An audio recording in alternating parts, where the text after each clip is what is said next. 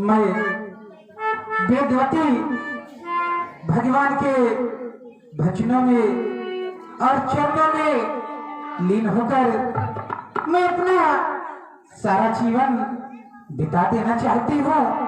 जितना सुख मुझे भगवान के चरणों में लीन होकर मिलता है, इस संसार के सुख वैभव में मुझे इतना आनंद नहीं आता। मिलता है सच्चा सुख, मिलता है सच्चा सुख के भगवान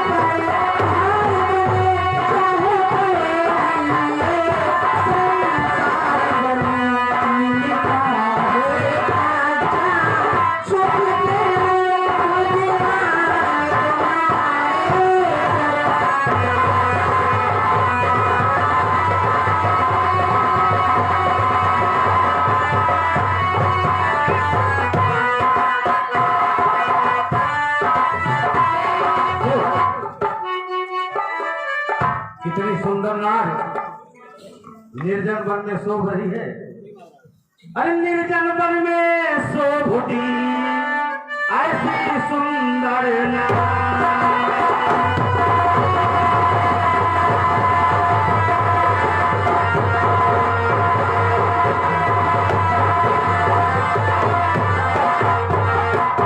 निर्जन वन में शोभती ऐसी सुंदर नार, जैसे मोती बीच में चमकत है हर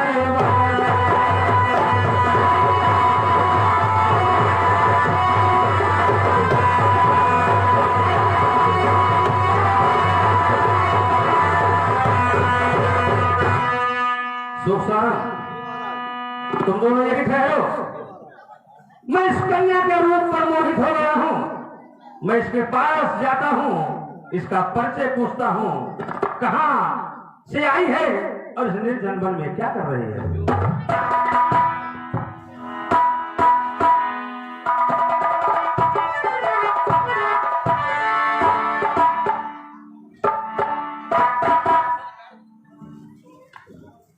देवी, तुम कौन हो और इस निर्जन वन में क्या कर रही हो।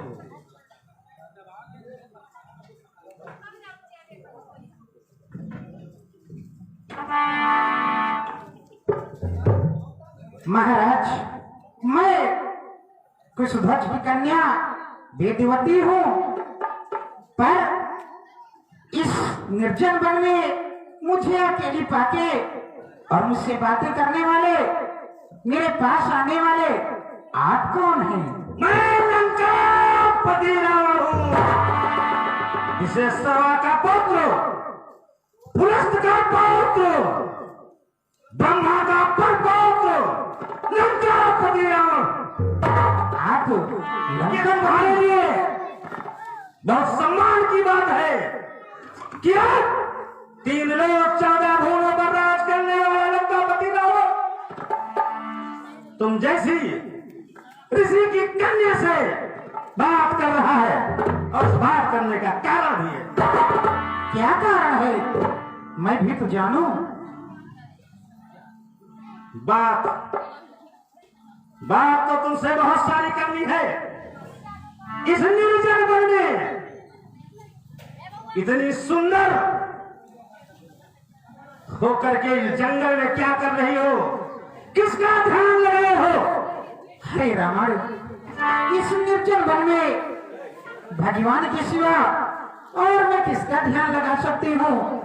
मेरे परमेश्वर, मेरे सर्वस्व, मेरे सब कुछ श्री हरि विष्णु है, मैं उन्हीं का ध्यान लगा रही हूँ। विष्णु का ध्यान लगा रही हो। हाँ रावण, लेकिन ये संभव नहीं है। क्यों? विष्णु तुम्हें कहां मिलेगा, वो तो भागता भागता फिर रहा है। ऐसी कोई बात नहीं है। विष्णु तो हर जर्रे जर्रे में, कण कण में व्यापक है। जब भी चाहूं मैं उन्हें बुला सकती हूँ और मैं उनके पास जा सकती हूँ। उनके पास जा सकती हो।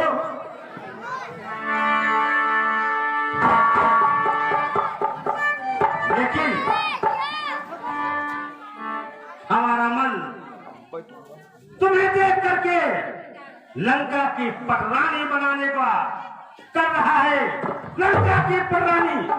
नहीं लंकेश महाराज, आप इस ख्याल से दूर रहें, क्योंकि मैं श्री विष्णु के अलावा किसी को अपना पति नहीं बना सकती। मैं उन्हें अपना पति मान चुकी हूँ और उनके स्मरण कर रही हूँ। लेकिन यहाँ मेरा मन बड़ा विचलित है। नरकुबर का श्राप है हमें कि मैं बिना स्त्री की इच्छा के उसको प्रताड़ित नहीं कर सकता, अन्यथा रावण इतनी देर नहीं लगाता। तुमसे निवेदन है। निवेदन है? क्या करते हो?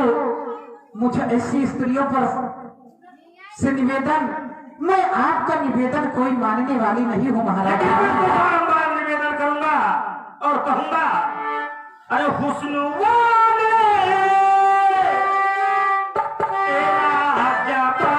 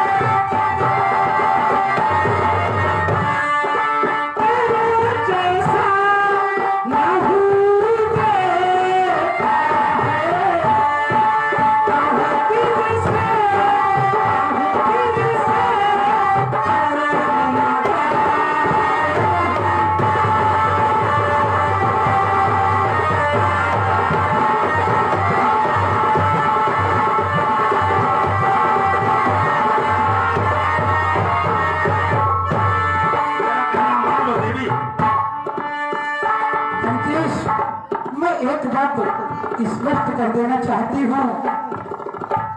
सुनते सिकंदर मेरे अंदर मूर्ति कृपा निधान की, एक तुच्छ प्राणी होकर समता करे भगवान की, एक तुच्छ प्राणी होकर समता करे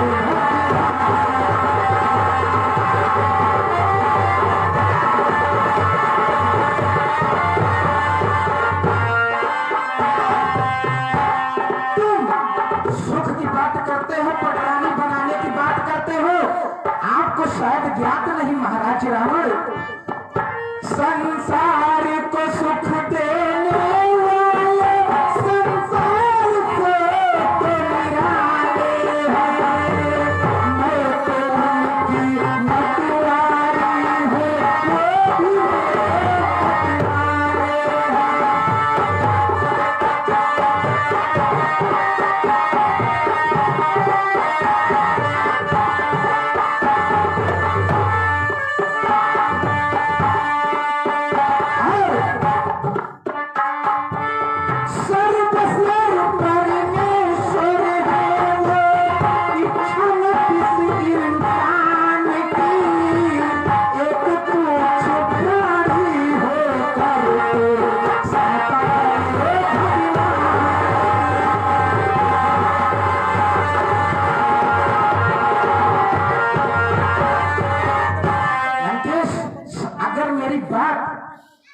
भी समझ में आ गई हो तो इतना आप मान लो कि आपकी कोई बातों का असर मुझ पर नहीं पड़ने वाला।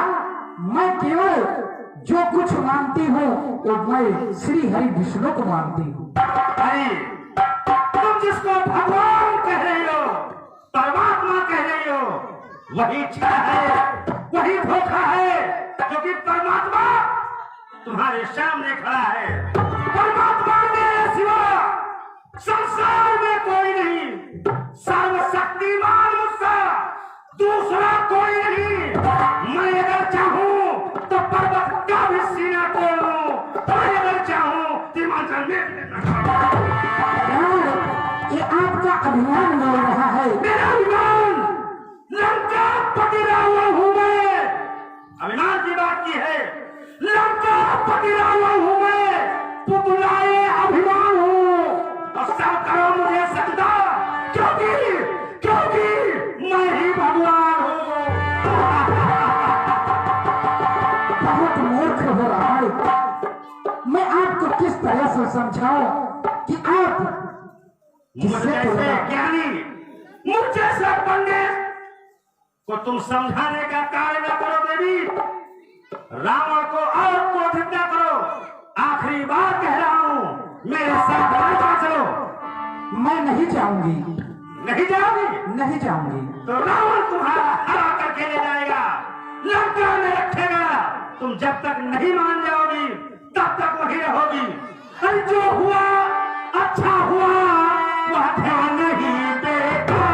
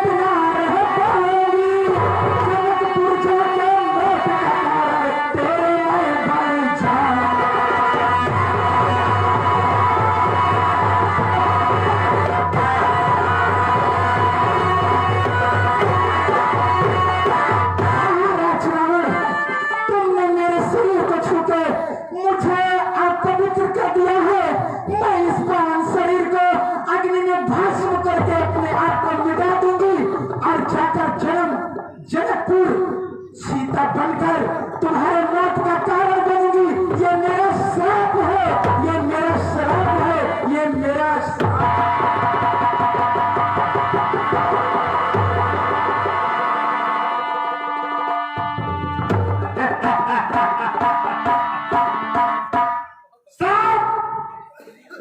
किसी का श्राप रावण का क्या बिगाड़ेगा? अगर तू जनकपुर से जन्म लेगी तो तेरे हार की कहानी वहीं से पूर्ण होगी, वहीं से पूर्ण होगी।